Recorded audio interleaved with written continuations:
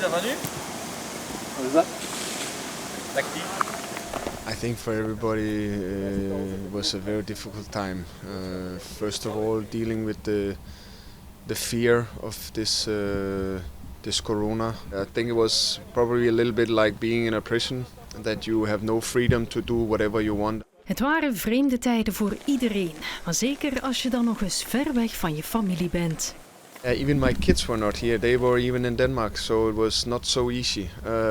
But as quick as we could, my wife went to Denmark to be with my kids. So I was here on my own. Gelukkig had hij genoeg te doen, want Gent bleef bijna de hele tijd, coronaproof weliswaar, doortrainen. I think I was more on the pitch than I ever were before. We were 4 coaches with 4 players individually on the pitch, and 2 hours later 4 new players were coming. So we did a lot of things during that period, which was for me, first of all, very nice that it was possible in this difficult time, and I even think that there could be coming something positive out of it afterwards. At least I will hope that we can see that in the new season. Een seizoen dat door corona wel eens erg bizar zou kunnen zijn. Now we can see the light in front of at the end of the tunnel that we hopefully can start in the beginning of August, and this is really my hope. Of course, I'm also a little bit worried to see now that numbers are racing here in Belgium, and I only can hope that everybody take this very seriously.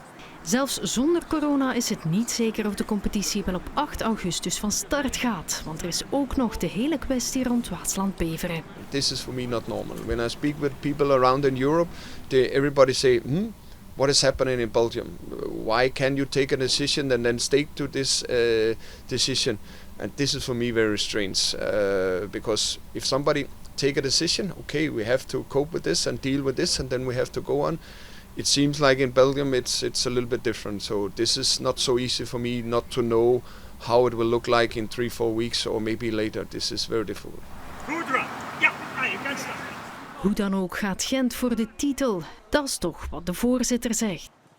That's, I think, is the pressure I think we put on all of us. I think we live with the pressure. I think we have goal for each day, for each season. And last year I think we played a very good season. But we also have to accept that Bruce played an amazing season. So we're going to prepare as much as possible to be at the top of the league, but also part of Europe, even part of the cup. Daarbij hangt veel af van Jonathan David, vorig seizoen de beste Buffalo van allemaal. Het ziet er naar uit dat Gent zijn goudhaantje binnenkort ziet vertrekken. First of all, I don't know if he leave. Secondly, we have to remember this is a team sport. If he's not here, okay, then we need to find somebody else who have to take his place. Benieuwd dus of hij morgen aan de aftrap staat in de oefenmatch tegen Club Brugge. We will not be in the top shape tomorrow. Especially not in the tactical and in the football way, because we used a lot of time now on the physical part. On the other hand, it's always nice to be challenged by some of the best teams in Belgium. I know for the supporters, for the club, for everybody around, it's a special game against Bruce, and we're gonna do everything like we do always to win. Of course, even it's a friendly game.